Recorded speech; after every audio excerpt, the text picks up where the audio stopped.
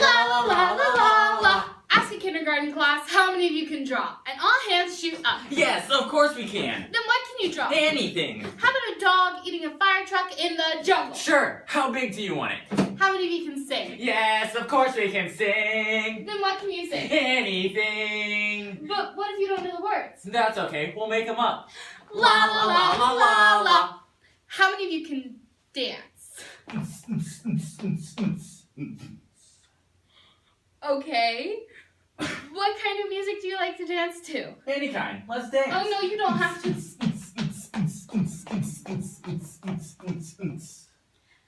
Now try the same questions on a college audience. Suck. How many of you can draw? Psych. A few students may raise their hands when asked, but more often than not, those who do will want to qualify their responses with their limitations. I play piano, but not very well. I only sing in the shower. I only draw Conclusions. Hey! When asked why these limitations, college students often answer with things like, I don't have any talent. I haven't done any of that stuff since about the 3rd grade. Who's got the time? You can imagine the response when asked of an older audience. Oh, gee, is that the time? Maybe after about 3 martinis. Ha ha! No. Whatever happened between kindergarten and now? Whatever happened to... Yes! Of course I can! Kindergarten. A wonderful place where all we have to worry about is nap time, recess, and what those squiggles on the page meant.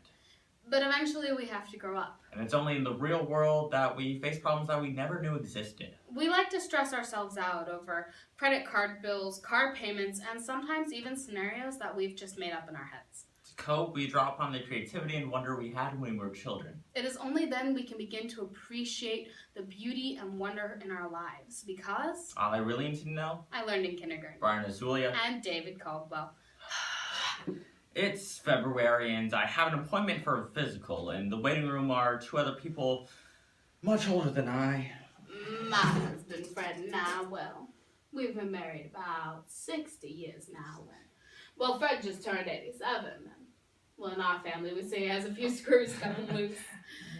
He has a few little strokes and there's some Alzheimer's. He's just getting old. And every once in a while, he suddenly announces that... It's Christmas! Well, the first time he did it, I thought I was the crazy one. It was so strange. I called up my daughters. Hey, Mom. And I told them what was going on. And then, well, they came over. And they even brought him presents. They said... For goodness sakes, Mother, it's not illegal. Well... we had a wonderful time. The strange thing about it, around bedtime that day, he forgot all about it. But then 4 months later, I heard him upstairs singing Christmas Jingle carols. bell, jingle bell, jingle And bell. then here he comes down the stairs. Merry Christmas! And I thought, well, what, huh? So this has happened about 4 or 5 times now. I call the girls each time, just say Merry Christmas into the phone, and here they come. They always bake cookies, sing carols, the whole thing. And twice, we've even gotten so far as putting up a tree. The girls just love to do it. You see, the girls don't really think of it as Christmas anymore. They kind of think of it as Father's Day. And well, I kind of think of it as a Valentine's Day. Merry Christmas. Merry Christmas. Is there any force in nature half as wild as the independent spirit of a 4-year-old child? Fearless. Tireless. It will just be Overflowing with curiosity. That was me before the diet pills. Dentist drills. Visa bills? When I am in the need for an uplifting experience, I go to where people dance. I don't mean the places where they get crunked and wobble around on the floor. No, I mean to places where people who really like to dance go. You know, I like dancers. I've never met a serious dancer who wasn't a pretty fine human being. And you know, I love seeing just who the dancers are. I love seeing the most unlikely couples get up on the floor and waltz like angels. My favorite place, the Uptown Tavern, has this traditional jazz, thank you, on Sundays from 6:30 to 9:30. The band likes to play this swing music from Chicago and New York. I like to find the King Hill champion, a balding, white-haired man, kind of short, the kind of guy you see at a bus stop and think was strictly nursing home material, but you see him here and you know, a dancer. And you know, he normally has his wife with him. A bit younger, always fluffed up a bit for dancing, and she has been for the past 50 years. Check her shoes. If they're black with mid-heels and a strap across the instep, it's a sure bet what she came here for, what she is going to do.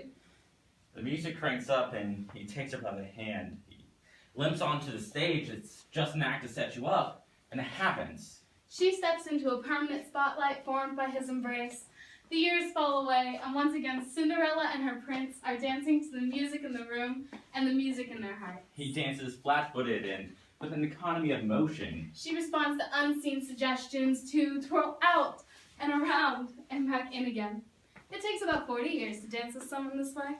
You have to love someone a very long time to do what they're doing, and I want to be, and I fully intend to be, an old geek dancer.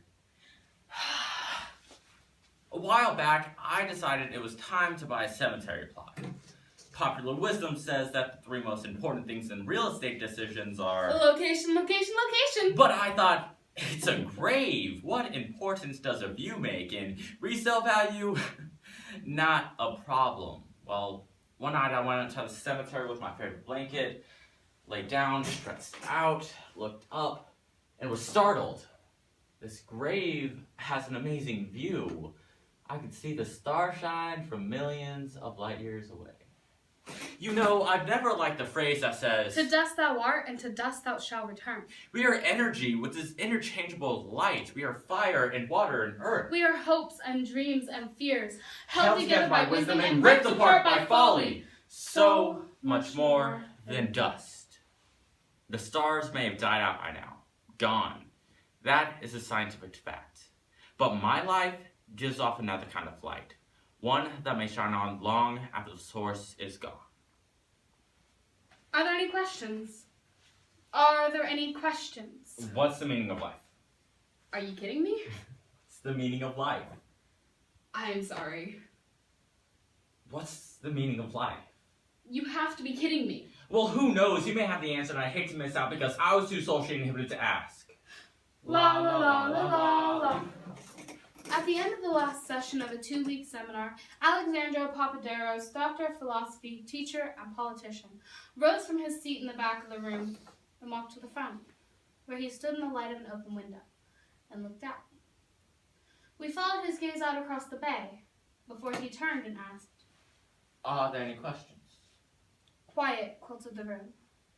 These 2 weeks had generated enough questions for a lifetime, but now there was only silence. So I asked, what is the meaning of life?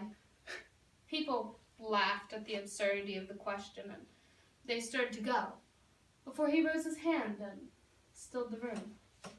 I will answer the question. I'm a broken fragment of a mirror whose old design and purpose I do not know. Nevertheless, with what I have, I can reflect light into the dark places of the world and to the dark places in the hearts of men, and change some things and some people. Perhaps others will see and do likewise. That is what I'm about. That is the meaning of my life. Are there any questions? Are there any questions? Are there any questions? Thank you.